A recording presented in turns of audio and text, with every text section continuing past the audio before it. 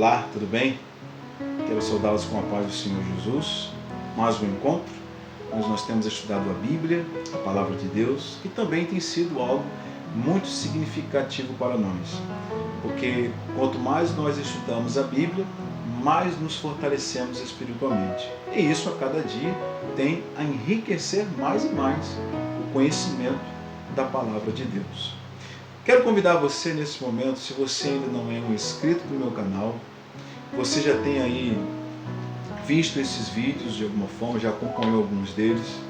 E se você tem interesse, se algo despertou em você curiosidade de aprender mais sobre a Palavra de Deus, convido você, se inscreva, participe deste curso.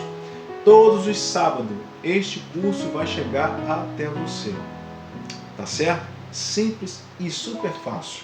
E já lembrando você também que em breve estaremos começando aqui uma nova temática, né? Estaremos trabalhando com outros assuntos aqui, onde nós vamos aqui trabalhar com sermões pelo poder de Deus, né?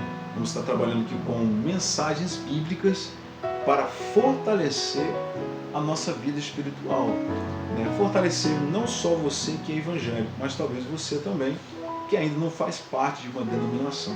Então essa será uma nova temática, sermões pelo poder de Deus. Nós vamos estar aqui trabalhando também outros dias. Os sábados vamos continuar com o nosso curso bíblico Ouvindo a Voz de Deus, mas estaremos também trabalhando com outros assuntos aqui, né, em outros dias. E você também é o nosso convidado a participar também, tá certo? O assunto de hoje vamos falar sobre o santuário de Deus, que é um assunto de grande importância. É uma pena que hoje esse assunto são poucas as igrejas que falam dele. E hoje deveriam ser um dos assuntos de grande importância para as igrejas hoje. Mas nunca é tarde para aprender mais da Bíblia. E como é o meu dilema aqui, vamos falar aqui unicamente o que assim diz o Senhor. Então vamos ver o que assim diz o Senhor a respeito do assunto do santuário. Quero convidar você, aí onde você está, pegue a Bíblia, pegue a Palavra de Deus. Se você nesse momento não tem acesso à Bíblia, convido então você a pegar aí uma caneta, um pedaço de papel, para que você anote. E se você ainda não tem acesso a nada disso, convido você então a prestar bastante atenção e entender o assunto. Quero convidar você nesse momento para a gente fazer uma oração. Antes da gente abrir a Palavra de Deus, vamos orar. Vamos pedir que o Santo Espírito de Deus ilumine, trabalhe em nossa mente para que a gente possa entender o assunto que vamos estudar hoje. Tá certo? Então vamos orar? Senhor Deus e querido Pai, nesse momento, Jesus, vamos estudar um assunto que é importantíssimo, que é sobre o santuário. Por isso queremos te pedir que o Senhor envie diante de nós o teu Consolador, o Santo Espírito de Deus, para que Ele nos dê a compreensão, iluminação. É o que nós te pedimos e desde já te agradecemos, em nome de Jesus. Amém. Bem, eu quero te fazer uma pergunta intrigante. Você sabia, ou você sabe, que existe um santuário no céu? Você já ouviu isso? Que existe um santuário no céu? Você aí, amigo, que é evangélico, na sua igreja, você já ouviu alguém dizer que existe um santuário no céu? E aí, o que você acha? Bem, vamos deixar que o próprio Deus esclareça isso para nós. Quero convidar você a abrir sua Bíblia no livro de Hebreus, capítulo 9. E aqui no versículo 24, nós temos a resposta. Diz assim: porque Cristo não entrou em um santuário feito por mãos, que são figuras do verdadeiro, mas no próprio céu, para agora aparecer na presença de Deus por nós. De acordo com esse texto, deixa claro para nós de que existe um santuário no céu. O próprio texto diz que Jesus não habita em santuário feito por mãos. Ao contrário, né, de que Deus deu uma ordem a Moisés para que ele construísse um santuário. Quando você abre aqui no livro de Êxodo, logo aqui no capítulo 25, se você acompanhar comigo aí, Êxodo capítulo 25, e aqui no versículo 8, nós temos a ordem dada por Deus a Moisés. Versículo 8 diz: e me façam um santuário para que eu habite entre eles. Então, Deus dá a ordem a Moisés para que ele construísse um santuário. Esse santuário seria o lugar de habitação de Deus. Então, o maior propósito de Deus é habitar entre o seu povo, né? E esse santuário, que agora seria construído por Moisés, por ordem divina, ele deveria ser construído com o mesmo modelo do santuário do céu. E olha aqui no versículo 40, ele confirma isso. E observa para que os faças conforme o seu modelo que te foi mostrado no monte. Então, o mesmo santuário que Moisés construiu, esse santuário deveria ser construído com o mesmo modelo do santuário do céu. Seria uma cópia das coisas celestiais.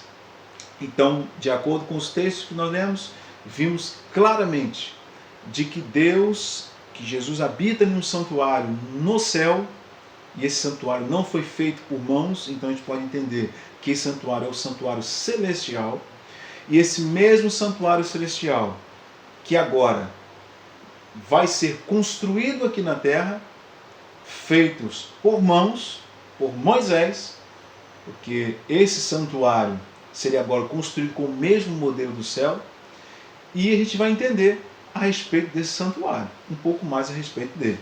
Então, que fique bem claro para você, existe um santuário no céu, que Deus habita, santuário que não foi construído por mãos, e Moisés recebeu a ordem de construir um modelo de um santuário aqui na terra, com o mesmo modelo do santuário do céu. E como era esse santuário? Vamos entender a respeito de como era esse santuário.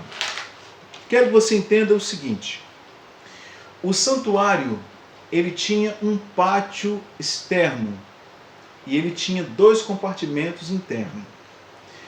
O primeiro compartimento era chamado de lugar santo e o segundo compartimento de lugar santíssimo.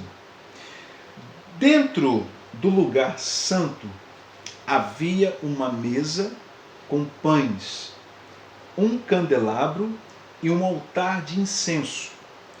Quero que você entenda que todos os móveis do santuário, todas as peças que existiam no santuário, todas elas representavam Cristo. Todas elas simbolizavam Jesus. Por exemplo, a mesa com os pães, representando Jesus sendo o pão da vida. O candelabro, que era a lâmpada, representa Jesus, a luz do mundo. E tinha o altar de incenso. Esse altar de incenso, que era um altar feito de madeira, o altar de incenso era um lugar onde os sacerdotes queimavam incenso todos os dias, em honra a Deus. O local onde ficava esse altar, ele ficava na frente do véu. O seu horário onde o sacerdote fazia isso era de manhã e à noite. A fumaça que saía desse altar, né, o significado dessa fumaça que subia no incenso, representava as orações ascendendo ao céu. Então é isso que eu quero que você entenda, para a gente poder entender um pouco mais a respeito desse primeiro compartimento. E vamos entender um pouco mais então. Nesse compartimento do santuário, havia ali o que nós chamamos de serviço diário. Como era esse serviço diário? 2 cordeiros deveriam ser sacrificados.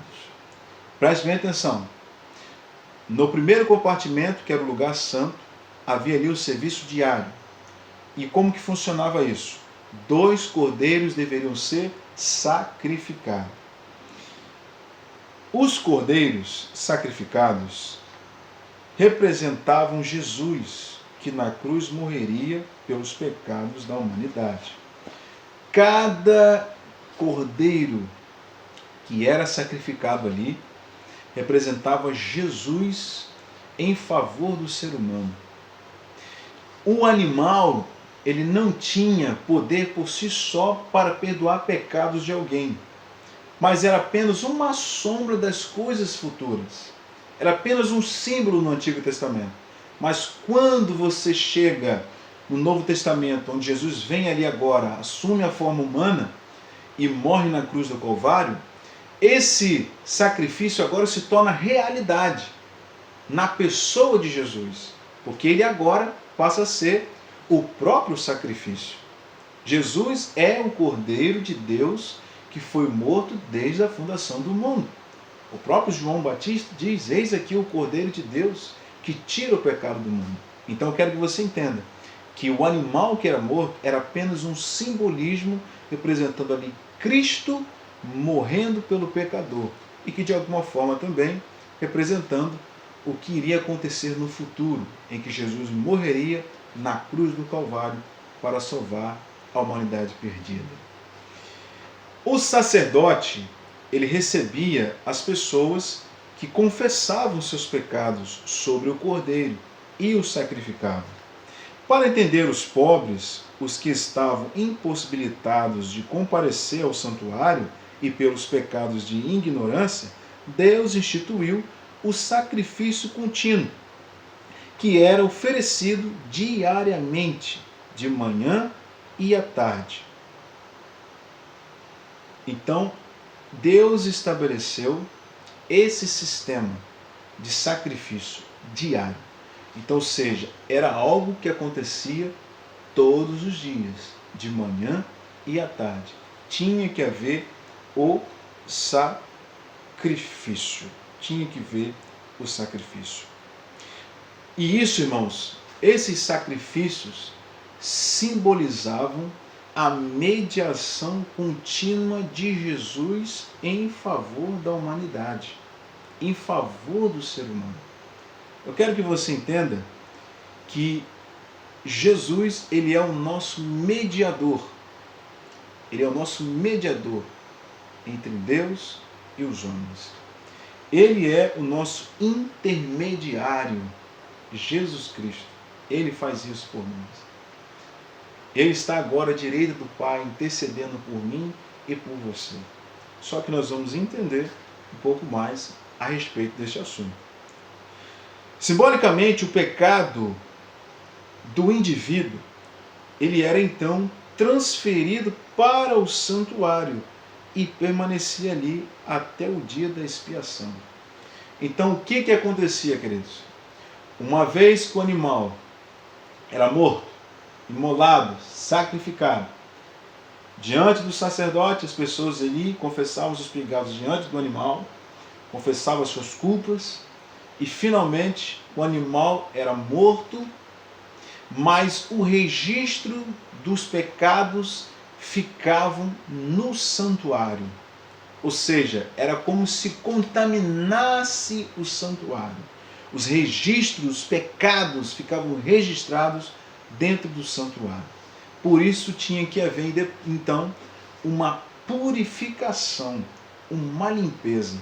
Era tanto os pecados, de tantas pessoas que iam diante do sacerdote, levando o animal para ser sacrificado, para ser morto e imolado, que o santuário de alguma forma ficava poluído e contaminado pelos registros dos pecados das pessoas.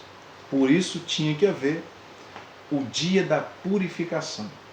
E esse é um dos assuntos que nós vamos estudar no próximo estudo. Então apenas te dei um primeiro passo para que você possa entender a respeito do lugar santo e o trabalho que era realizado ali.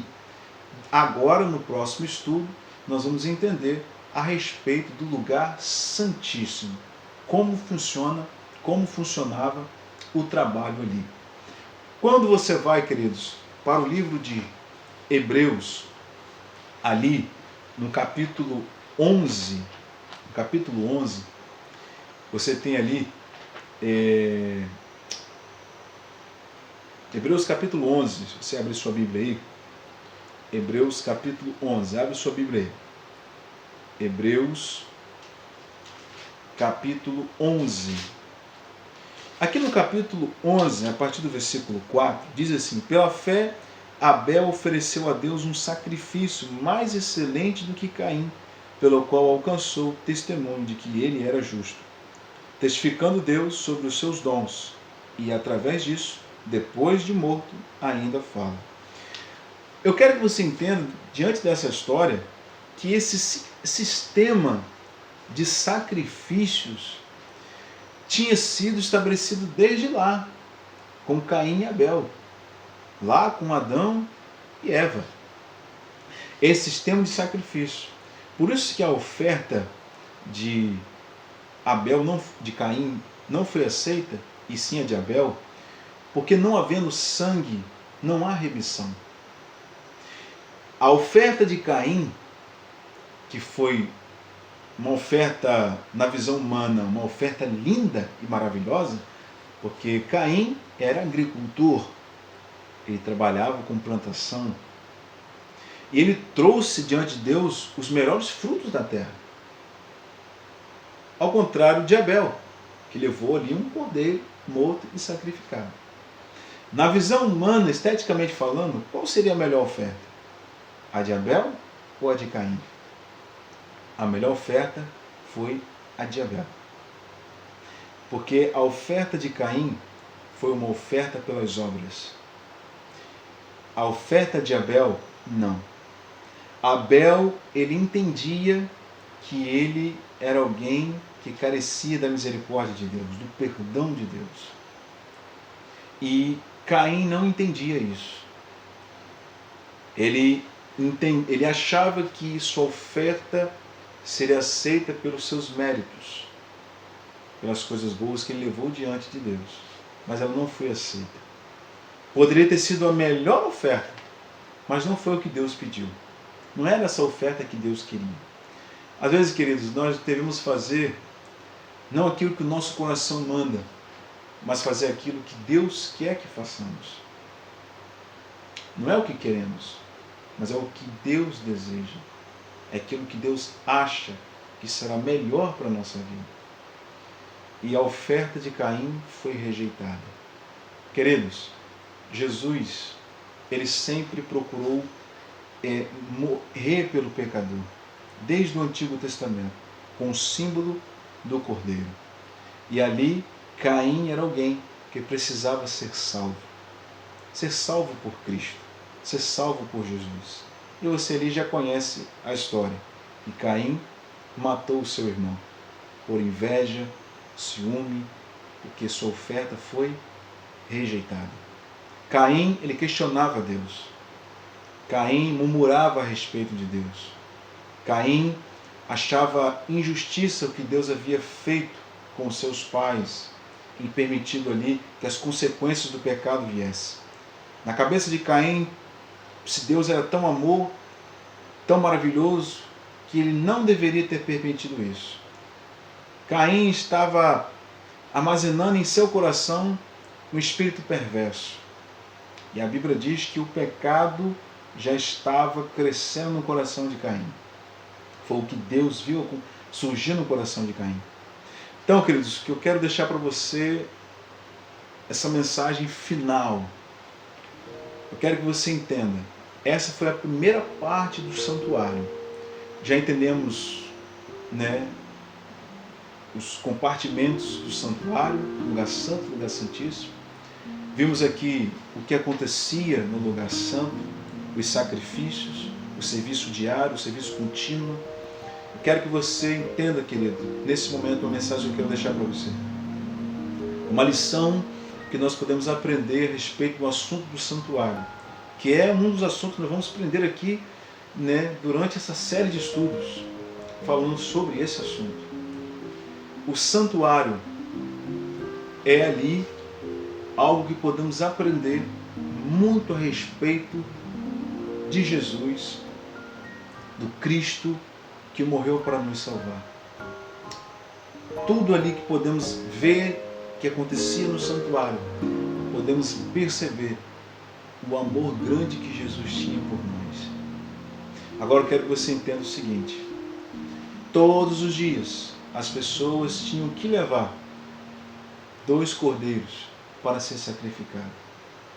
Todos os dias. Deixa eu falar uma coisa para você. Nós também pecamos todos os dias. Todos os dias eu e você pecamos. Todos os dias. Não adianta você falar que você não é pecador, porque todos os dias nós pecamos. Eu quero dizer uma coisa para você. Que todos os dias que nós pecamos, todos os dias precisamos ir até a Cristo. Todos os dias precisamos ir diante de Jesus para falar com Ele, para confessar os nossos pecados diante dEle, porque Ele é o Cordeiro de Deus e o seu sangue pode purificar a mim e purificar você. Jesus, quando morreu na cruz do Calvário, hoje você não precisa sacrificar nenhum cordeiro. Hoje você não precisa ir à igreja para levar um animal e matá-lo. Não precisa. Hoje Cristo é o advogado fiel e justo que está à direita do Pai. E Ele abre as portas e abre um acesso para que você possa ir diante dEle através da oração, através da súplica e dizer para Ele todos os dias: Senhor, eu preciso de Ti. Eu preciso da Tua misericórdia. Eu preciso do Teu perdão, Senhor. Eu preciso entender, Pai, que o Senhor me ama, que o Senhor morreu na cruz do Calvário por mim. Você precisa entender isso. Você precisa entender que Jesus ama você. Você precisa entender que Jesus está pronto para te perdoar. Mas a pergunta que eu faço para você nesse exato momento, meu irmão, você não precisa levar nenhum cordeiro, você não precisa levar nenhum animal, você só precisa ir diante de Jesus. Eu não sei se é na igreja que você precisa ir diante de Jesus, eu não sei se é na tua casa, no teu quarto, com as portas trancadas de joelho, orando, que você tem que ir até Jesus, eu não sei. Mas a verdade é que eu e você, assim como as pessoas no santuário, no antigo Israel, todos os dias tinha que ir diante de Jesus para confessar os seus pecados, eu e você também, todos os dias precisamos ir diante de Jesus para pedir perdão a Ele dos nossos pecados, porque todos os dias nós pecamos, todos os dias. Eu não sei quais são os pecados que você tem cometido, não sei qual foi o pecado que você cometeu hoje, mas uma coisa eu tenho certeza no vou te falar, que o seu pecado não é tão grande que Deus não possa perdoar, você. Eu quero convidar você nesse momento, eu quero orar por você. Aqui foi a primeira parte do santuário. Eu quero falar a respeito desse assunto com menos tempo, para que a gente possa entender bem esse assunto. Então eu quero convidar você nesse momento, porque eu quero orar mais uma vez. Eu quero orar ao Senhor, nosso Senhor Jesus e Salvador. Mas eu quero convidar você nesse momento, para junto comigo nós orarmos. Senhor Deus e eterno Pai, Jesus, sabemos que nós somos pecadores. Sabemos que precisamos ir diante do verdadeiro Cordeiro que foi morto na cruz do Calvário. Por favor, Senhor Jesus, eu sei que somos tão miseráveis e pecadores. Sabemos que cometemos pecados todos os dias, com palavras, ações, pensamentos, até mesmo pecados que achamos que podemos esconder de Ti. Mas nada pode ser escondido diante dos Seus olhos. Por isso queremos Te pedir, Pai, que nesse momento em que eu estou aqui em oração, junto com essa pessoa que estudou a Bíblia comigo, nesse momento, Jesus, queremos Te pedir perdão, misericórdia, queremos a Tua graça, salvação, redenção. Por favor, Senhor, perdoa-nos, Pai. Perdoa-nos por algum pecado que tenhamos cometido, porque sabemos que a Tua graça nos basta e o nosso pecado não é tão grande que o Senhor não possa perdoar. Não importa qual seja o teu pecado, não importa. Deus é o Pai justo e fiel, está pronto a nos perdoar. Por isso queremos te pedir, Pai, que o sangue que foi derramado na cruz por nós, que esse mesmo sangue venha a ser agora derramado em nós, que esse sangue venha nos purificar, venha nos limpar, e que possamos entender que todos os dias precisamos ir diante de Ti. Precisamos nos ajoelhar diante dos Teus pés para confessarmos os nossos pecados diante de Ti. É o que nós te pedimos e te agradecemos hoje e sempre, em nome de Jesus. Amém e amém. Querido amigo, obrigado pela sua participação, que Deus abençoe você poderosamente. E no próximo estudo, onde vamos dar continuidade no nosso estudo sobre o santuário, vamos estender um pouco mais a respeito da purificação do santuário. E vamos entender também a respeito do trabalho que era realizado no lugar santíssimo. Que Deus abençoe você, um forte abraço e até a próxima.